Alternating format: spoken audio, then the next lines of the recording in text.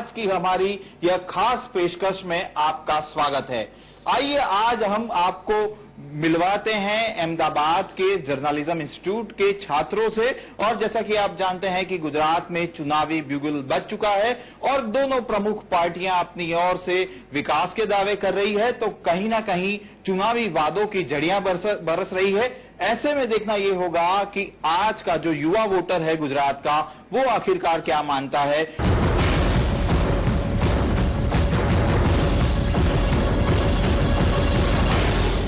आप जानते हैं कि गुजरात में विधानसभा चुनाव होने हैं और खासतौर पर मुख्यमंत्री नरेंद्र मोदी 2002 में उनकी जो छवि थी उससे अब वो विकास पुरुष बन चुके हैं।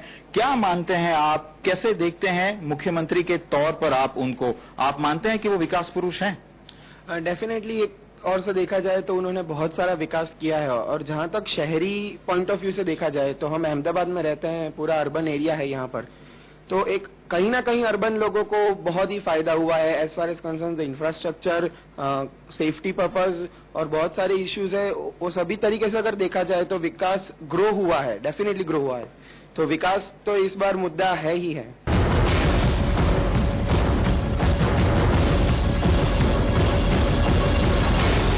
चुनावी वादों की जड़ियां बरस रही है, लगातार कांग्रेस एक के बाद एक वादे कर रही है। क्या लगता है उन वादों के बारे में, किस तरीके से एक यंग वोटर के तौर पर इन वादों को आप देखती हैं? कांग्रेस के जितने भी वादे हैं आपने जिस तरह से स्पेसिफाई किया, डिफेंस के सारे वादे किस तरह से वो लोग पोर्ट्रे करते हैं, ज्यादातर वो इन्फ्लुएंस करने के लिए होते हैं वोटर्स को। यंग वोटर्स को तो ज्यादातर इन्फ्लुएंस ही करते हैं कि वो पहले से कितना हिस्ट्री जानते हैं और कितना वो एक्चुअल में डिपिक्ट करना चाहते हैं। वो हमको तब पता चलता है जब एक्चुअल में उनका जब शासन चला था तब उन्होंने कितना किया देश के लिए और लोगों के लिए। ये कहना गलत होगा कि जो भी वो वादे कर रहे हैं सिर्फ वोटर्स को अपनी तरफ खींचने के लिए कर रहे हैं, क्योंकि पहले भी कांग्रेस ने शासन किया हुआ है और उन्होंने भी काफी प्रोग्रेस की हुई है।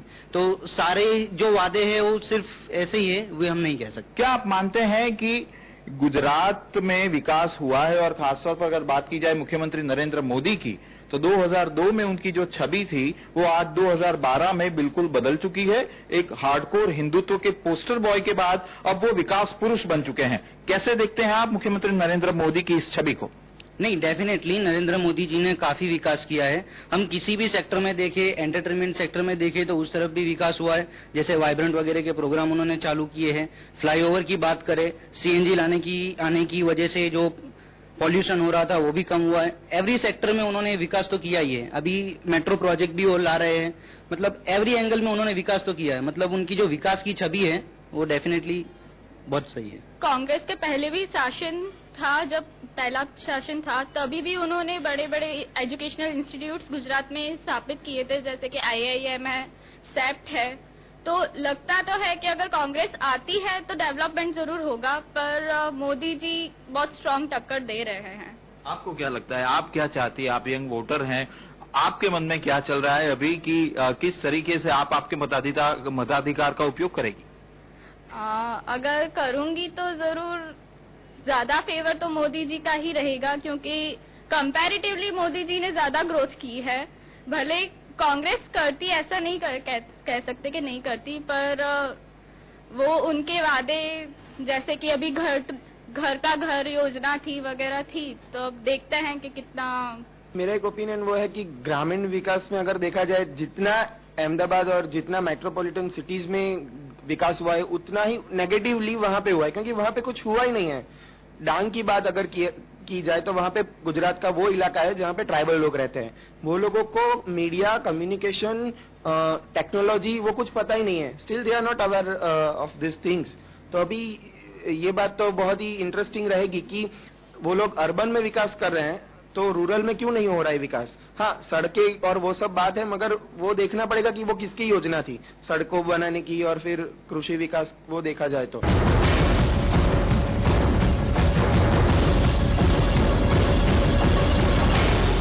आपका क्या मानना है कि मुख्यमंत्री नरेंद्र मोदी को आप एक मुख्यमंत्री के तौर पर देखते हैं, या आपको लगता है कि कोई उनमें क्वालिटीज हैं कि वो प्रधानमंत्री भी बने? जहां तक मुझे ऐसा लगता है कि पर्सनल लेवल पे कि प्राइम मिनिस्टर के लिए कुछ क्वालिटीज ऐसी होनी चाहिए जिसमें जो पूरी तरह से देश को संभाल सके। और देश को संभालना और एक राज्य को संभालना दो अलग बात है। करेक्ट, बहुत ही बड़ा मुद्दा यहाँ पर उठाया गया है कि देश को संभालना एक बड़ी जिम्मेवारी है और राज्य को संभालना, राज्य का विकास करना एक अलग बात है। एक और छात्र हमारे साथ है, क्या मानते हैं आप? आपको लगता है कि मुख्यमंत्री नरेंद्र मोदी में वो क्वालिटीज हैं जिसके जरिए वो प्रधानमंत्री बनेंगे?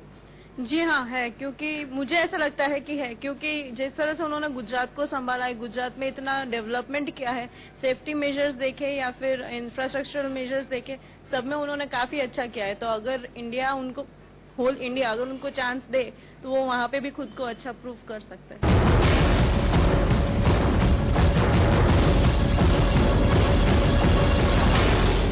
आप बताइए, आपको क्या लगता है केशुभाई पटेल मुख्यमंत्री नरेंद्र मोदी और भाजपा को कोई नुकसान पहुंचा पाएंगे इस बार?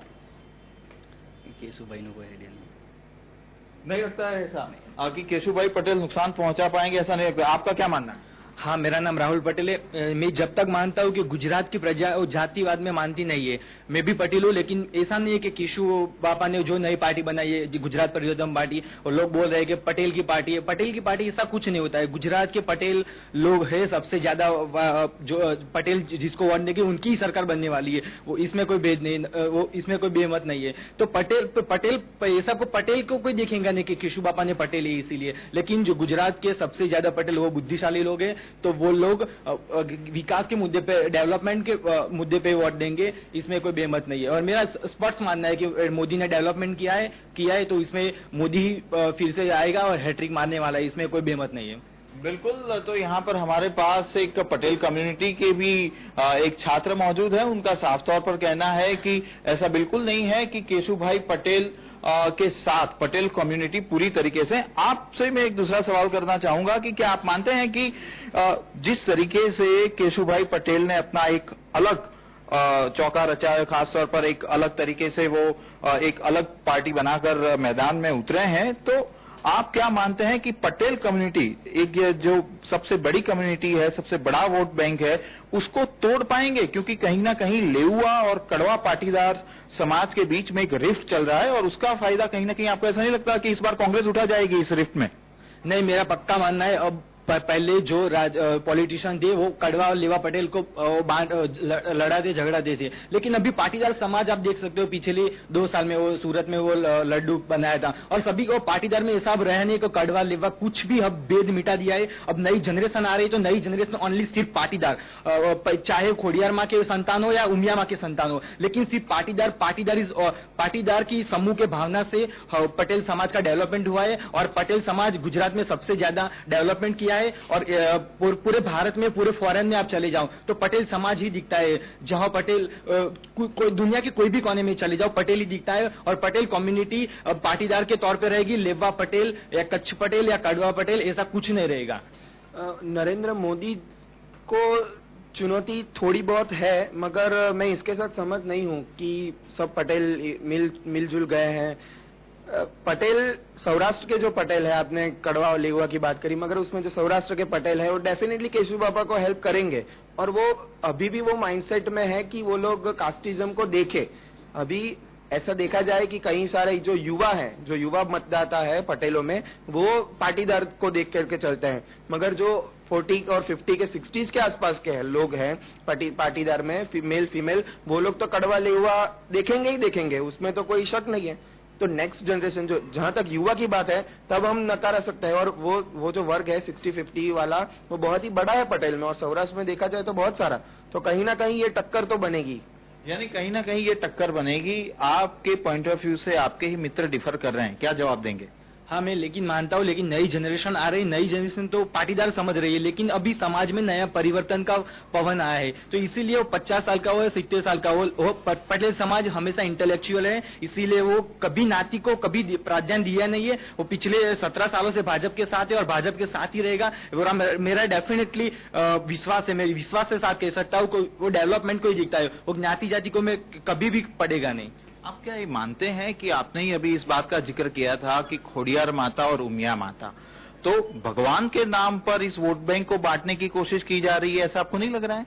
नहीं, वो पहले पॉलिटिशियन, जब कांग्रेस ने राजनीति ज्ञाति जाति और सब भाई भाई में झगड़ा करना, कोम कोम में झगड़ा करना, वो कांग्रेस की राजनीति थी। पिछले 40 साल से कांग्रेस ने यही किया था। लेकिन जब भाजपा आई तब आप देख लो पिछले 10 सालों से एक ही कोई प्रॉब्लम नहीं है। अभी बैन हो या सब कुछ बाहर निकल सकती है रात 2 बजे। तो आप देख सकते हो कि वो भाजपा की राजनीति वो विकास की राजनीति पे है। तो अब इसमें खारिज करने की कोई बात ही नहीं है। ज्ञाति जाति में कांग्रेस ही मानती है, भाजपा को कोई ले देने नहीं इसमें।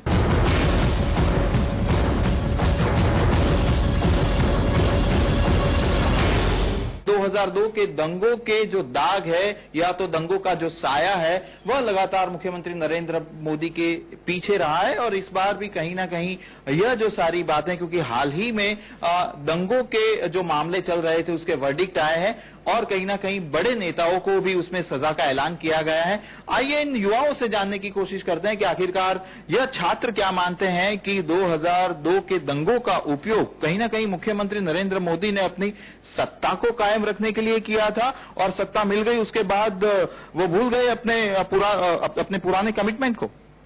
अब देखिए ऐसा है कि 2002 में जो भी हुआ, ठीक है, उनके दाग जो है वो अभी भी नरेंद्र मोदी के ऊपर है। लेकिन वो सवाल का जवाब देने से वो भाग रहे हैं।